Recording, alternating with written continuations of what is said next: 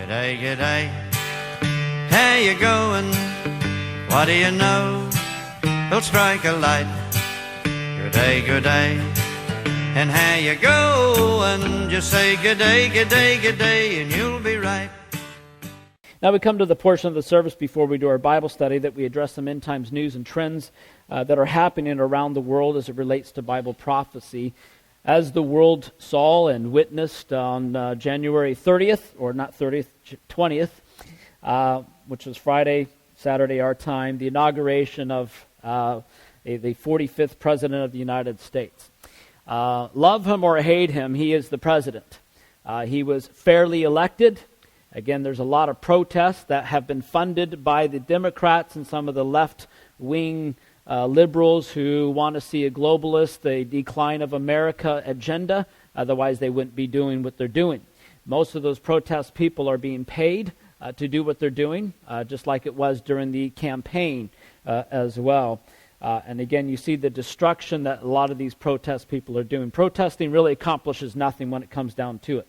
And it gets even worse when now people are destroying property and cars and windows and things like that. That's where it gets out of hand. That's not protesting. That's destruction and vandalism. And who's going to be paying for that? And but again, it's one of those things that's very common, more so these days. It was really you saw a lot more of that happening during Obama's administration, protesting and the violence and riots, and he did nothing about it. But this next administration, again, more than any other administration in the history, you have more Christians that are professing Christians that are in the cabinet positions. So imagine what the Lord can do through an administration that has a heart set on the Lord. And also, again, you see, and I believe one of the reasons why Trump got elected is because of his heart and passion and love for Israel. You didn't see this except for Mike Huckabee, but most of the other candidates did not have the backing that they would support and protect Israel at all costs.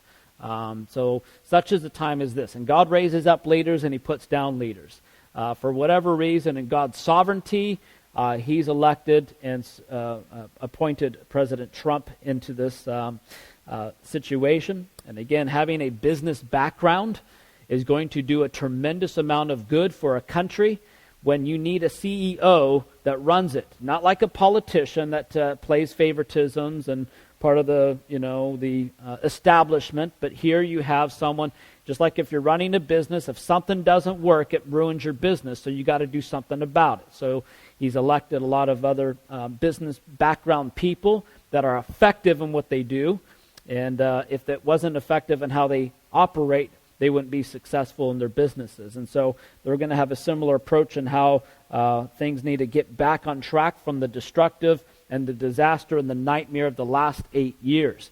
And again, people really don't understand how disastrous the last 8 years have been when you look at the policies and the procedures that has been implemented.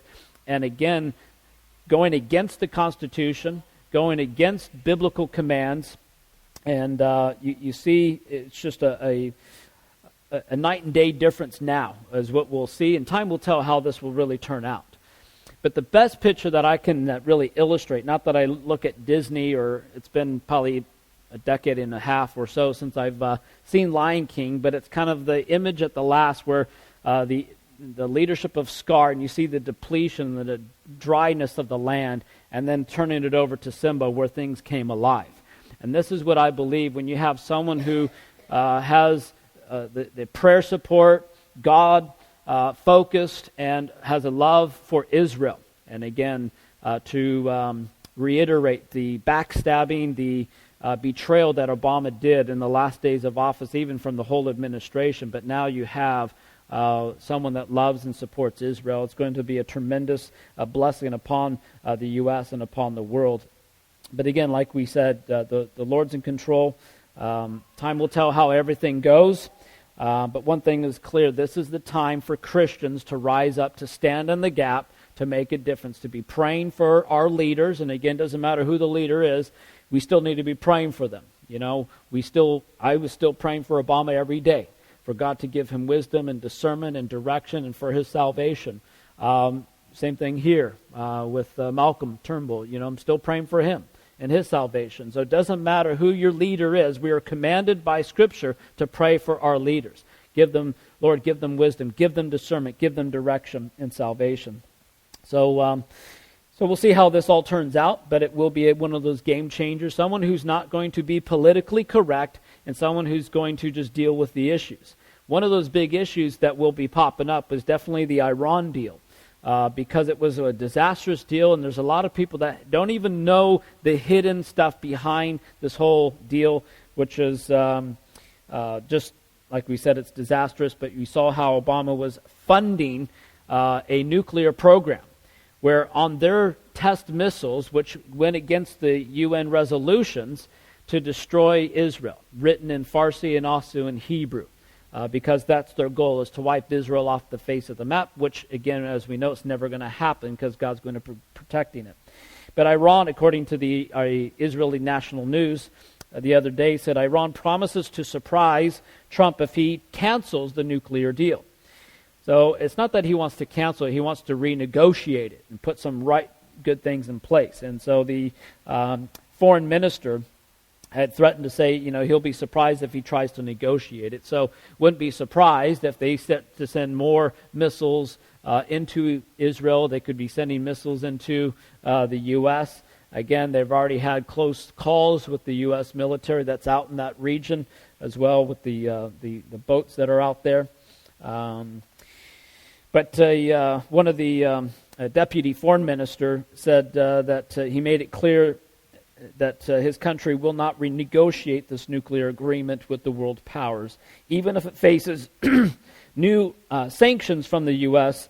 That Trump would put in place. And so they're not going to back down from this deal. They got what they want, and they're going to continue to push their agenda to cause instability. And again, they fund terrorism with Hamas and Hezbollah. But you have a president now that's not going to give favoritism toward them like Obama did. Another situation that was developed on Wednesday, that U.S. bombers wiped out ISIS training center in Libya. So there was close to 100 ISIS terrorists that were in two separate training camps that were bombed on Wednesday night in Libya. They said about an estimated 85 terrorists were killed in the strikes, which hit about 30 miles north of Sirte, Libya. So there's these two stealth bombers that took off from Missouri, flew over there, bombed them, and then came back to the U.S. without having to land. So again, the reason why is because there was a lot of reports that these people were going to go into Europe and start doing some other terrorist activity. So they got bombed instead. Also, speaking of Europe and dealing with Turkey, Erdogan makes himself a virtual dictator in Turkey. So they're now changing the law so he gets all this power. So he's kind of eliminating the prime minister position and some of the other key ministry so that way he gets all the power and authority. So there's no accountability, no checks and balances within the government there. So this is so he's going to be a one-man rule, which is interesting to see. The power people are hailing him as the Mahdi, or he's going to be the Antichrist. So there's a lot of things that are said about him. But we see there's more power going to him in these days. And Turkey is going to be one of those major players, especially as Ezekiel 38 and 39 come into picture with dealing with the north coming into Israel. And also you have Syria coming in from the east. And then lastly, on a local issue, again, as we saw the disaster. And again, we're going to see more violence in these end times. It's something that we're aware of, and we need to be on guard. But the tragedy happened on Friday, where 5 are now confirmed dead. Most of the reports, by the time we were starting to look at stuff, there's 4 that was confirmed dead, but the 5th one passed away the other day. And but there's 31 that have been hospitalized after a speeding car plowed through the pedestrians in the middle of the downtown Melbourne. So these people are just minding their own business, and this who was a Greek Islamic Kurd, who they say also was mentally ill and had mental health issues, ended up doing this, plowing through the people and causing destruction. Whenever there's a disaster that happens, this sort of incident or bombings, etc., those that are affected by it, a part of it, or surrounding it and seeing it happen, you will experience, and this also happens in war, the PTSD, post-traumatic stress disorder. Imagine how many of these people are going to be suffering through their life with these flashbacks of these situations coming. So it's not just the disaster, but you feel for these people that are experiencing this difficult situation, and it's a lot of hard work to overcome this particular PTSD. So we need to be praying for these people. Pray that they come to know the Lord first and foremost, but this is an opportunity for Christians to reach out, to love them, and to care for those that are hurting as well. But here's the other thing to think about is you never know when it's your time. We say that time and time again, but you're just walking down the street and boom, you get hit by a car or a bus or whatever. And you never really think this can happen in our town or in our backyard. You know, these are reports you hear from other countries, but here in Melbourne, you know, and we've been seeing more of these incidents developing and even how they've unfolded the disastrous plot that could have wiped out a lot of people and location just before Christmas at the Flinders Station and with the other house raid that the police did. But I think it's important for us to not take our lives for granted.